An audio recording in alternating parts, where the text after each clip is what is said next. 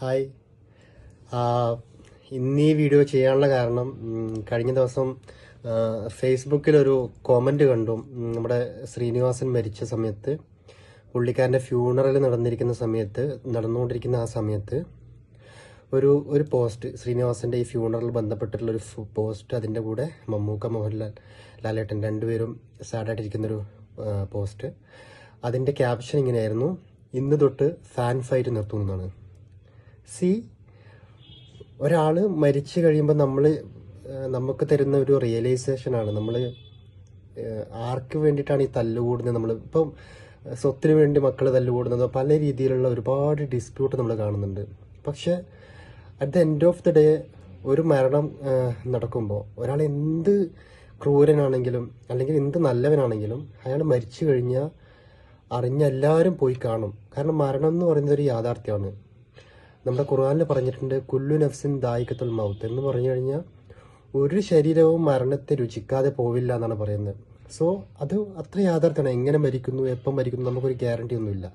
So ഇങ്ങനെ നടക്കുമ്പോഴാണ് നമ്മൾക്ക് ചില റിയലൈസേഷൻ വരുന്നത്. എല്ലാവർക്കും ഒരു റിയലൈസേഷൻ വരുന്നത്. ഇത്രയൊക്കെ ഉള്ളൂ ലൈഫ് എന്ന് പറയുന്നത്. ഈവൻ ഞാൻ പോലും ഞാനൊരു കട്ട ലാലേട്ടൻ ഫാനായിരുന്നു.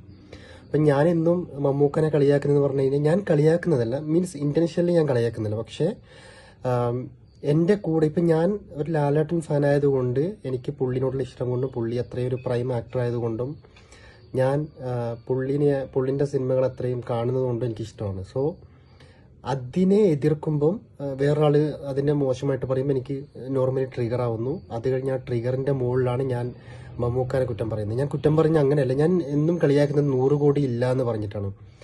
പക്ഷെ ഞാനതൊരിക്കലും സീരിയസ് ആയിട്ട് ഞാൻ ഒരിക്കലും പറയുന്നില്ല. കാരണം ഒരു മോസ്റ്റ് വേഴ്സറ്റൈൽ ആക്ടർ എന്ന് ഈ അടുത്ത കാലത്ത് പറയാൻ പറ്റുന്ന റോൾസ് വെച്ച് മാത്രം മമ്മൂക്കാനെ പറയാൻ പറ്റും. റോഷാക്ക് ആണെങ്കിലും, കാതലാണെങ്കിലും, കണ്ണൂർ സ്ക്വാഡ് ആണെങ്കിലും, ഭ്രമയുഗ ആണെങ്കിലും, ലേറ്റസ്റ്റ് കളങ്കാവലാണെങ്കിലും, പുള്ളിയുടെ ഒരു സ്റ്റോറി സെലക്ഷൻ ആണെങ്കിലും നമുക്ക് 100 കോടിയൊക്കെ മാറ്റി നിർത്തി കഴിഞ്ഞാൽ പുള്ളിനെ പോലെ ഒരു ആക്ടർ ഇല്ല വേറെ. കാരണം കാതലൊക്കെ ചെയ്യണമെങ്കിൽ അത്രയും ഗട്ട്സ് വേണം. കാരണം അങ്ങനത്തെ ഒരു സെൻസിറ്റീവ് ആയിട്ടുള്ള ഒരു സബ്ജക്റ്റാണ് ചെയ്യുന്നത്.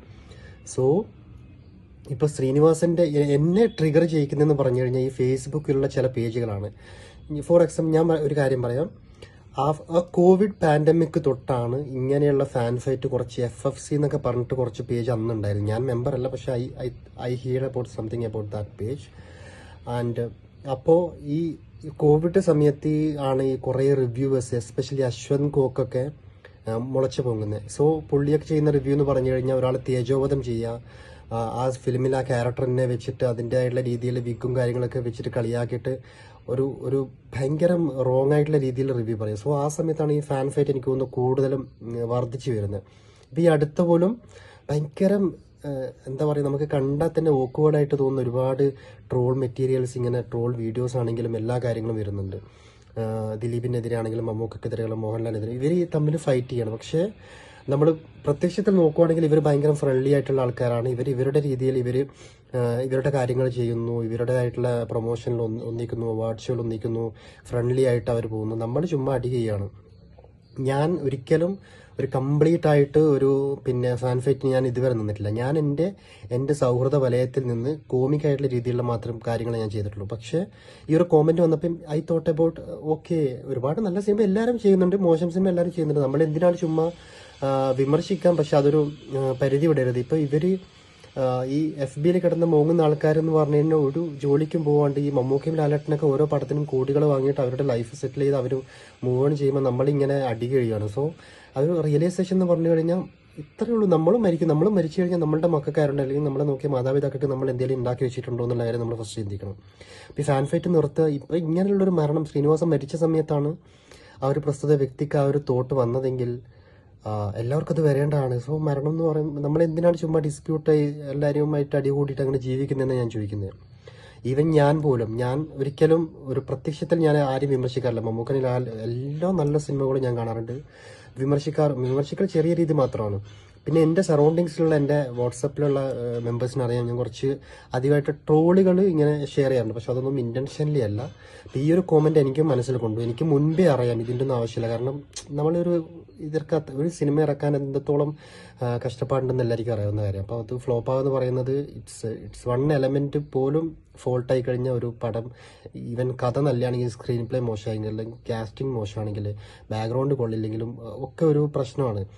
സോ നമ്മൾ ചുമ്മാ അടി കൂടാണ്ടിരിക്കുക, എല്ലാവർക്കും നല്ലത് മാത്രം വരാൻ വേണ്ടിയിട്ട് നമ്മൾ നോക്കുക എന്നുള്ളത്. മരണം എല്ലാവർക്കും വരും, ഇങ്ങനെയുള്ള തിരിച്ചറിവുകൾ ഉണ്ടാവുക എന്നുള്ളതാണ്. എന്നിട്ട് എല്ലാവരുടെ സിനിമ ഇപ്പം ഈ ഒരു പ്രത്യക്ഷത്തിൽ ഞാൻ പറയാം, ഇന്നിപ്പം നല്ലൊരു സിനിമ ഇറങ്ങിക്കഴിഞ്ഞാൽ ഈ റിവ്യൂവേഴ്സ് കാരണം 1-2 ദിവസം കൊണ്ട് തന്നെ അത് വാഷ് ഔട്ട് ആവുകയാണ്. കാരണം നല്ല സിനിമ നമുക്ക് കാണാൻ പറ്റുന്നില്ല. കാരണം എന്തുവാ, എല്ലാവരും നെഗറ്റീവ് അടിക്കുവാണ്. ഈ സോഷ്യൽ മീഡിയ വന്ന് ഇരുന്ന് തള്ളി അതിനെ പല രീതിയിൽ കീറി മുറിച്ച് പോസ്റ്റ്മോർട്ടം ചെയ്ത് ആ സിനിമയുടെ എല്ലാ ഇതും കളഞ്ഞിട്ട്, നമുക്ക് പണ്ടൊന്നും ഇങ്ങനെ ഇല്ലായിരുന്നു. പണ്ടൊക്കെ എന്ന് പറഞ്ഞു കഴിഞ്ഞാൽ മൗത്ത് പബ്ലിസിറ്റി വന്നോ അല്ലെങ്കിൽ റേഡിയോയിലോ ടി വിയിലോ ചെറിയ പരസ്യം വന്നിട്ട് നമ്മളത് അറിഞ്ഞു പോകുന്ന ആൾക്കാരായിരുന്നു. പക്ഷെ ഇന്ന് റിവ്യൂവേഴ്സ് പറഞ്ഞു നല്ല പടത്തിന് പോലും ഇന്റർനാഷണലി മോശം പറയുന്ന ആൾക്കാരുണ്ട്. ഇപ്പം മമ്മൂക്ക ഫാനോ ലാലേട്ടൻ ഫാനോ, അപ്പം ലാലേട്ടൻ ഫാനാണ്, മമ്മൂക്കൻ്റെ നല്ല പടമാണെങ്കിൽ മോശം എന്ന് പറയുന്നു. അംഗീകരിക്കാൻ മടിയുള്ള ടീംസ് ഉണ്ട്. ഇപ്പം പൃഥ്വിരാജിനെതിരെ ഒരുപാട് സൈബർ അറ്റാക്ക് വന്ന കാലഘട്ടം ഉണ്ടായിട്ടുണ്ട്, ഇപ്പോഴും ഉണ്ട്. ഈവൻ ലേറ്റസ്റ്റ് വിലായത്തെ ബുദ്ധി ഇറങ്ങിയ സമയത്തും. സോ നല്ല സിനിമ ഏതാ നമുക്ക് തിരിച്ചറിയാൻ പോലും പറ്റാത്തൊരു സിറ്റുവേഷനിലേക്ക് കാര്യങ്ങൾ കൊണ്ടുപോകുന്നതാണ് ഈ ഫാൻ ഫൈറ്റ് കൊണ്ടുള്ളൊരു ഏറ്റവും വലിയൊരു ഭവിഷ്യത്ത് എന്ന് പറയുന്നത്. സോ അതൊക്കെ നിർത്തുക, നല്ല സിനിമകളെ നന്നായിട്ട് സ്നേഹിക്കുക, ഇഷ്ടപ്പെടുക, സ്വീകരിക്കുക, വിജയിപ്പിക്കുക, എല്ലാവർക്കും നല്ലത് മാത്രം വരാൻ വേണ്ടി ചിന്തിക്കുക. അല്ലാണ്ട് ചുമ്മാ ഈ ഫാൻ ഫൈറ്റ് ഒന്നും പറഞ്ഞിട്ട് നിങ്ങൾ സമയം കളയില്ല. നിങ്ങൾക്കും വാല്യുബിൾ ആണ്. Time is most precious in the world, അല്ല in the life. Okay, so അത് അറിഞ്ഞുകൊണ്ട് ജീവിക്കുക എന്നുള്ളതാണ്.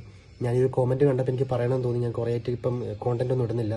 സോ എനിക്കിങ്ങനെ സംസാരിക്കാൻ ഇഷ്ടമുള്ളതുകൊണ്ടാണ് ഇങ്ങനത്തെ കാര്യങ്ങൾ ഞാൻ പറയുന്നത്. അപ്പോൾ എല്ലാവരും നല്ല രീതിയിൽ പോവുക, എല്ലാവർക്കും നല്ലത് മാത്രം വരട്ടെ. ഓക്കെ, ശ്രീനിവാസൻ ചേട്ടൻ മരിച്ചുപോയി, നമുക്കറിയാം. ഒരുപാട് ആർട്ടിസ്റ്റുകൾ ഇപ്പം നമ്മളിൽ നിന്ന് പോയിക്കൊണ്ടിരിക്കുകയാണ്. പഴയ സിനിമയൊക്കെ കാണുമ്പോൾ ഒരു ഫ്രെയിമിലുള്ള മുഴുവൻ ആൾക്കാരും ഇല്ലാത്തൊരവസ്ഥയാണ്. സോ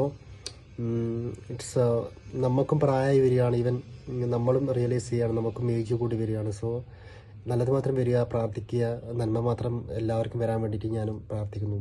താങ്ക് യു, നമസ്കാരം, ബൈ.